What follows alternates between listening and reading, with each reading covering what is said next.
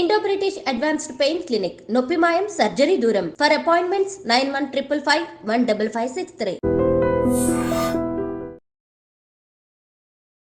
అందరికీ నమస్కారం. నేను Swarupa Potlapalli. Welcome to I dream.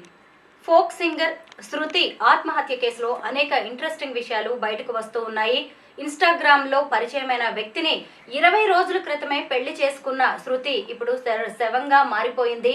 అయితే ఆమె 4 నెలల గర్భిణి అనే విషయం కూడా తెలుస్తోంది.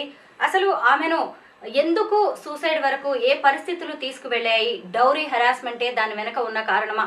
ప్రస్తుతం నాతో పాటు పర్సనాలిటీ డెవలప్మెంట్ ట్రైనర్ రామ్ మెట్టు ఉన్నారు. ఆయనతో మాట్లాడదాం. రామ్ గారు నమస్తే అండి. నమస్తే అండి. మీరు కూడా చూసారు కదా శృతి కేసు, చాలా బాధగా అనిపిస్తోందండి. పెళ్ళై 20 రోజులు కూడా గడవక ముందే ఆ అమ్మాయి సూసైడ్ చేసుకునే దాకా వచ్చిందంటే ఎంతటి బాధాకరమైన పరిస్థితుల్ని ఆమె ఫేస్ చేసి ఉంటుందంటారు? డెఫినెట్గా అండి. తను డెఫినెట్గా చాలా ప్రెషర్కి గురై ఉంటుంది. వేరియస్ రీజన్స్ అండి. అంటే బయటికి చెప్తున్నారు ఏంటంటే it is because of dowry harassment అనేసి. So first of all dowry harassment ఎందుకు వస్తుంది ఇలాంటి అంటే ఈ రోజుల్లో కూడా like people are well educated, still dowry harassment ఎందుకు వస్తుంది అని అంటే చిన్నప్పటి నుంచి పేరెంట్స్ ఒక ఎక్స్పెక్టేషన్ పెట్టుకుంటారండి. అది మారాలి. ఫస్ట్ ఆఫ్ ఆల్ ఏంటంటే నాకు మగబిడ్డే కావాలి, ఆడబిడ్డ వద్దు, నాకు మగబిడ్డ కావాలి అనే ఒక ప్రయారిటీ ఉంటుంది. ఈ ప్రయారిటీ ఎందుకు వస్తుంది అని అంటే నాకు ఒక మగబిడ్డ పుడితే వాడు పెద్ద అయినాక పెళ్లి చేసుకొని కట్నం ఇంటికి తీసుకొస్తాడు అనే ఒక ఎక్స్పెక్టేషన్ చిన్నప్పటి నుంచే ఉంటుంది మోస్ట్ ఆఫ్ ది పేరెంట్స్ దగ్గర. సో ఈ ఎక్స్పెక్టేషన్ ఉండడం వల్ల ఏమవుతుంది అని అంటే స్పెషలీ వెన్ లవ్ మ్యారేజెస్ వచ్చినప్పుడు ఈ డౌరీ అనేది అరేంజ్ మ్యారేజ్ సిస్టంలో అంటే సమ్ హాఫ్ నెగోషియేషన్స్లో వాళ్ళు అది ఎంతో కొంత దే గెయిన్. బట్ ఈ లవ్ మ్యారేజ్కి వచ్చేసరికి ఏంటంటే అమౌంట్ ఏదో డౌరీ అనేది రాకపోవడం వల్ల పెళ్ళైన తర్వాత ఈ హెరాస్మెంట్ అనేది మొదలవుతుంది. ఈవెన్ టుడే ఇది మొదలవుతుంది ఎందుకు అంటే because of the expectation that they had on the male child. So first of all ఆ ఎక్స్పెక్టేషన్ అనేది ఉండకూడదండి. ఈ కేసులో కూడా అదే అయింది. ఏంటంటే ఆ అబ్బాయి పెళ్ళైన తర్వాత ఎంతో కొంత డౌరీ వస్తుంది అని వాళ్ళ పేరెంట్స్ ఎక్స్పెక్ట్ చేశారు. కానీ వీళ్ళిద్దరూ ఇంట్లో చెప్పకుండా పెళ్లి చేసుకోవడం వల్ల దాన్ని యాక్సెప్ట్ చేయలేకపోయారు ఫస్ట్ ఆఫ్ ఆల్. రెండోది యాక్సెప్ట్ చేసినా కూడా నువ్వు డౌరీ తీసుకొస్తేనే నువ్వు ఇంట్లో ఉండడానికి ఉంది, లేదంటే వీలు లేదు అని చెప్పడం వల్ల ఆ అమ్మాయికి ప్రెషర్ వచ్చేసింది ఒకటేసారి. లైక్ ఇప్పుడు వాళ్ళ ఇంట్లోంచి వచ్చేసింది, ఇక్కడ వీళ్ళ ఇంట్లో ఉండడానికి వీలు లేదు, నువ్వు డౌరీ తీసుకొస్తేనే అంటున్నారు. ఈ అమ్మాయికి ఇంకేం చేయాలో అర్థం కాక దట్ ఈస్ వెన్ ఇంకొక ఆప్షన్ లేదు అనుకుని తను సూసైడ్ వైపు షీ ఆప్టెడ్ ఫర్ సూసైడ్ అండి. ఇప్పుడు శృతి పెళ్లి చేసుకున్న దయాకర్ గురించి కూడా మనం మాట్లాడుకోవాలి. అతను ఒక క్యాబ్ డ్రైవర్. ఈ అమ్మాయి కూడా ఇప్పుడిప్పుడే పేరడీ అలాగే ఫోక్ సాంగ్స్ తో ఫేమస్ అవుతూ ఉంది. అంటే ఇప్పుడిప్పుడే వాళ్ళు కెరీర్ స్టార్ట్ చేస్తున్నారు. అలాంటి వాళ్ళు ఇప్పుడు జస్ట్ ఇన్స్టాగ్రామ్ లో పరిచయం, ఆ తర్వాత పెళ్లి చేసుకున్నారు. అంటే వాళ్ళిద్దరి మధ్య పెద్దగా ఎక్కువ అనుబంధాలు లేకపోవడం కూడా ఈ సూసైడ్ కి కారణమయ్యొచ్చు ఉండొచ్చు అంటారా? అది కూడా ఒక పాసిబిలిటీ అండి. ఇంకోటి అంటే ఇక్కడ మోస్ట్ యంగ్స్టర్స్ ఆలోచించాల్సింది ఏంటంటే ప్రయారిటీస్ని కరెక్ట్గా పెట్టుకోవడం ఇంపార్టెంట్ అండి. ఇప్పుడు చూడండి, ఆ అమ్మాయి రీసెంట్గానే ఫేమస్ అవడం స్టార్ట్ అయింది. Like Instagram through or reels చేసుకుంటూ ఫేమస్ అవడం స్టార్ట్ అయింది.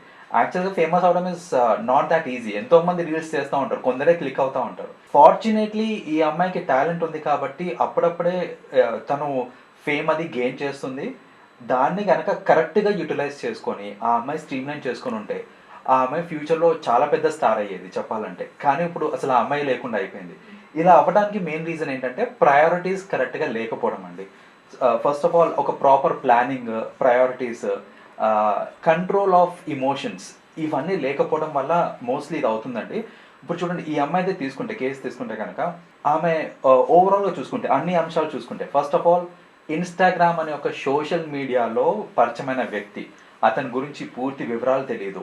అతను he's just a cab driver అండి. యాక్చువల్గా చెప్పాలంటే ఇఫ్ కొంచెం టైంకి వదిలేసి ఉంటే ఇంకా బెటర్ పర్సన్ దొరికేవాడేమో, చెప్పలేము. కానీ తను అలా చేయలేదు. ఏంటంటే స్పాంటేనియస్గా ఆ ఎమోషన్స్ని కంట్రోల్ లేకపోవడం వల్ల స్పాంటేనియస్గా నాకు వీడే కావాలి, ఇతనే నా జీవితం అనేసి షీ టుక్ ఎ డెసిషన్ అక్కడ. ఈ అమ్మాయి ఈ స్పాంటేనియస్ డెసిషన్స్ వల్ల ఇంతవరకు వచ్చింది చూడండి. ఫస్ట్ డెసిషన్ ఆ పని లవ్ చేయడం. రెండో డెసిషన్ ఏంటంటే ఇంట్లోని కన్విన్స్ చేసుకొని కొంచెం టైం పట్టినా పర్లేదు, నిదానంగా బోత్ సైడ్స్ కన్విన్స్ చేసుకొని అందరి మధ్య పెళ్లి చేసుకుంటే అది ఒక రెస్పెక్ట్ఫుల్గా ఉండేది, సపోర్ట్ కూడా ఉండేది ఆ అమ్మాయికి. కానీ ఈ అమ్మాయి ఏంటంటే లేదు మనం పారిపోయి పెళ్లి చేసుకుందాం, ఎవరు పట్టించుకోకపోయినా పర్లేదు, పెళ్లి చేసుకుందాం అనేసరికి ఈ అమ్మాయికి ఇప్పుడు సపోర్ట్ కూడా లేకుండా పోయింది. ఇప్పుడు హరాస్మెంట్ అవుతుంది అంటే నేను ఎవరికోరు చెప్పుకోవాలి, చెప్పుకునే నలుగురు నాతో లేరు ఇప్పుడు. ఎందుకని అంటే నేను పారిపోయి పెళ్లి చేసుకున్నాను. సో ఇది ఇంకొక సెకండ్ థింగ్ తను చేసిన మిస్టేక్. థర్డ్, ఇప్పుడు ఈ అమ్మాయికి పెళ్ళయి 20 days అయిందండి. బట్ ఫ్యాక్ట్ ఏంటంటే it is almost about 4 months pregnant ఉంది తను. అంటే she did not even have, అక్కడ కూడా ఇమోషనల్ కంట్రోల్ లేకపోవడం వల్లనే she was initially pregnant. And తర్వాత ఇంకా నాకు ఇంకో ఆప్షన్ లేదు, బికాజ్ నేను ఆల్రెడీ ప్రెగ్నెంట్ కాబట్టి ఇతన్నే పెళ్లి చేసుకోవాలి అనే స్టేట్లోకి వెళ్ళిపోయి పెళ్లి చేసుకున్నాక ఎంత హెరాస్మెంట్ చేసినా ఇంకా ఆమెకి ఇంకొక ఆప్షన్ లేదు, because she is pregnant, she is married to someone, నాకు సపోర్ట్ లేదు, బట్ హెరాస్మెంట్ అవుతుంది, ఎవరికి చెప్పుకోవాలో అర్థం కాక దట్ ఈస్ వెన్ సూసైడ్ చేసుకున్నాను తను. అవును, వీళ్ళిద్దరు పెళ్లి చేసుకున్నప్పుడు కూడా ఈ అమ్మాయి పేరెంట్స్ కానీ రిలేటివ్స్ ఎవరూ రాలేదు. ఇప్పుడు కొత్తగా కట్నం అనే డబ్బులు ఎక్కడి నుంచి తీసుకొచ్చి ఇవ్వగలదు? పైగా ఇద్దరికి కూడా పెద్దగా ఇన్కమ్ సోర్స్ కూడా ఏం లేనట్టుగా కనిపిస్తుంది. ఈ ప్రెగ్నెన్సీ అనేది కూడా భయపెట్టి ఉంటుందేమో. ఇన్ అ వే అది కూడా భయపెట్టి ఉంటుందండి, ఎందుకంటే ఎవరికి తెలిసి ఉండకపోవచ్చు ఈ విషయం that she is pregnant by 4 months అనేసి చాలా మందికి తెలిసి ఉండకపోవచ్చు. ఇప్పుడు తనకి ఆ ప్రెషర్ కూడా యాడ్ అయి ఉంటుంది. ఏంటంటే ఇప్పుడు చూడండి, నువ్వు నన్ను ప్రెషరైజ్ చేస్తున్నావు, నాకు నువ్వు వద్దు, నేను ఇంకో దగ్గరికి వెళ్ళిపోతాను అనే ఆప్షన్ కూడా లేదు ఇప్పుడు ఈ అమ్మాయికి, ఎందుకంటే she is already pregnant. So తను ఏంటంటే మెంటలీ ఫిక్స్ అయిపోయి ఉంటుంది, నాకు ఏదైనా బతుకన్నా సావన్నా ఇక్కడే ఇదే ఇంట్లో అనేసి ఆర్ ఇదే ఫ్యామిలీ నీతోటే అని తను మెంటలీ ఫిక్స్ అయిపోయింది. బట్ అటునుంచే టార్చర్ వచ్చి అటునుంచే సపోర్ట్ రాక ఈ అమ్మాయి ఏంటంటే నాకు నువ్వే సపోర్ట్, నువ్వే దిక్కు అని చెప్పి ఇంట్లో వాళ్ళందరినీ కాదనుకుంటూ వచ్చిన తర్వాత తను తీసుకున్న డిసిషన్ తప్పని అది later she realised it of course. కానీ ఇప్పుడు సపోర్ట్ అనేది లేదు తనకి, because she has already committed it. So నేను ప్రెగ్నెంట్ని, నేను ఎవరికి చెప్పుకోలేను, ఇంకెటు వెళ్ళలేను, వీడిని వదలలేను. సో ఇలాంటి కేసులో ఇంకొక ఆప్షన్ అనేది కనపడక దట్ ఈస్ వెన్ ఈ సూసైడ్ తను చేసుకుందండి. ఇక్కడ అంటే జస్ట్ నాట్ ఈ కేస్ అండి, అదర్వైజ్ కూడా అసలు సూసైడ్స్కి ఎందుకు లీడ్ అవుతుంది ఇదంతా అని అంటే మన సిస్టంలో, మన ఓవరాల్ కమ్యూనిటీలో చూసుకుంటే కానీ సొసైటీలో కానీ చూసుకుంటే మనము పిల్లలకి అన్నీ నేర్పిస్తున్నాం. ఎలా అంటే మంచి చదివిస్తున్నాము, ఎలా చదువుకోవాలి, ఏం చేయాలి, ఫ్యూచర్ ఏంటి, మనీ ఎట్లా చేయాలి, అవన్నీ ఆలోచిస్తున్నారు. కానీ అసలు ప్రెషర్స్ని ఎట్లా హ్యాండిల్ చేయాలి, ఎమోషనల్ కంట్రోల్ ఎలా తీసుకోవాలి, దానికి సంబంధించి అసలు మనం పిల్లలకి చెప్తామా అంటే దాని గురించి అసలు టాపిక్స్ కూడా రావు. దట్ ఈస్ ద రీజన్ ఇప్పటికి మన రీసెంట్గా శ్రీ చైతన్యలో జరిగిన ఇది సూసైడ్ కావచ్చు, ఈ మోస్ట్ యంగ్స్టర్స్ సూసైడ్ చేసుకోవడానికి రీజన్ అదండి. ఏంటంటే వాళ్ళకి ఎట్లా ప్రెషర్ మేనేజ్ చేసుకోవాలో ఎవ్వరు చెప్పకపోవడం వల్ల పేరెంట్స్గా మనం రెస్పాన్సిబిలిటీ తీసుకొని మనం కనుక ప్రాపర్ కౌన్సిలింగ్ చిన్నప్పటి నుంచి ఇస్తే కనుక ఇలాంటివి చాలా వరకు తగ్గించవచ్చు. శృతి సూసైడ్ తర్వాత ఆమెతో పాటు పనిచేసిన కో సింగర్స్ కావచ్చు, తోటి కళాకారులు చాలా బాధపడుతున్నారు. ఎందుకంటే ఎవరు ఎక్స్పెక్ట్ చేయలేదండి, ప్రేమించిన అబ్బాయిని పెళ్లి చేసుకుంది, చాలా హ్యాపీగా ఉంటుంది కదా అని అందరూ అనుకున్నారు. అయితే ఇక్కడ ఇంకొకటి ఏంటంటే చాలా మంది తమకు ఎంత ఇబ్బంది ఎదురవుతున్నా వేరే వాళ్ళకి చెప్పుకోరు, ఎందుకు వచ్చిందిలే, ఎవరు ఏమనుకుంటారో అని చెప్పి. అది కూడా అసలు ఒక రకంగా వాళ్ళని ఒంటరి వాళ్ళని చేస్తుందేమో. డెఫినెట్గా అండి, ఎందుకంటే మనకి సాడ్ స్టేట్ ఏంటంటే ఇప్పుడు మనం ఒక విషయం ఎవరితోటైనా షేర్ చేసుకున్నాము అని అంటే వాళ్ళు దాన్ని విని అర్థం చేసుకొని మనకి కౌన్సిలింగ్ ఇవ్వటము ఇవన్నీ కాకుండా జనరల్గా జరిగేది ఏంటిదనంటే నాకు ఈ ప్రాబ్లం ఉంది అని నేను ఎవరికైనా చెప్పాను అని అంటే ఓ అవునా అని చెప్పేసి దీన్ని ఇంకో 10 మందికి చెప్తారే కానీ అసలు దాన్ని నేను ఎలా డీల్ చేయాలని నాకు సలహాలు రావటం అనేది జనరల్గా జరగదు. దట్ ఈస్ ద రీజన్ ఏంటంటే చెప్పుకుంటే నలుగురికి తెలిసిపోతుందేమో, దాంట్లో నాకు కొంచెం డీఫెమేషన్ అవుతుందేమో, సో అందరి ముందు చులకనైపోతానేమో, ఇలాంటి థాట్స్ అన్ని రావటం వల్ల ఈ షేరింగ్ ఆఫ్ ప్రాబ్లమ్స్ అనేది జనరల్గా జరగదు ఈ యూత్లో. సో అలా ఎవరితోటి షేర్ చేయలేక ఆ ఒత్తిడి పెరిగిపోయి ఇంకా ఆబ్వియస్లీ అది తట్టుకోలేని సిచ్యువేషన్లోకి వచ్చేసిన తర్వాత చలో let us end the life here అనేసి ఆ స్టేజ్కి వెళ్తుంది. So this is also something we have to understand. ఏంటంటే మనకి అట్లీస్ట్ గవర్నమెంట్ నుంచి అనేది సపోర్ట్ రావాలండి, that if someone is having some pressure ఒక toll free number which has to be advertised. ఇప్పుడు మనకి తెలుసు 102 తెలుసు, 100 తెలుసు, 101 తెలుసు, ఈ 3 తెలుసు. కానీ నాకు ప్రెషర్ ఉంది, నేను ఎవరితోనైనా మాట్లాడాలి, నాకు కౌన్సిలింగ్ కావాలంటే నెంబర్ ఏంటంటే తెలియదు మనకు. సో ఇలాంటి ఒక ఏదన్నా టోల్ ఫ్రీ నెంబర్ తీసుకొచ్చి ఇలాంటిది ఏదన్నా తీసుకొని వస్తే గవర్నమెంట్ కూడా it will be definitely benefiting the society అండి. రామ్ గారు, మీరు పర్సనాలిటీ డెవలప్మెంట్ ట్రైనర్గా ఎంతోమంది యూత్ని చాలా దగ్గర నుంచి చూస్తూ ఉంటారు. అయితే కొంతమంది ఏంటంటే నా జీవితం నాది, నా ఇష్టం వచ్చినట్టుగా నేను ఉంటాను, ఎవరేంటి అనుకుంటే నాకేంటి అని ఇలాగా వదిలేసి ఉండలేకపోతున్నారు, టేక్ ఇట్ ఈజీగా తీసుకోలేకపోతున్నారు. ఎందుకు యువత కొంతమంది ఇలా ఆలోచిస్తున్నారంటారు?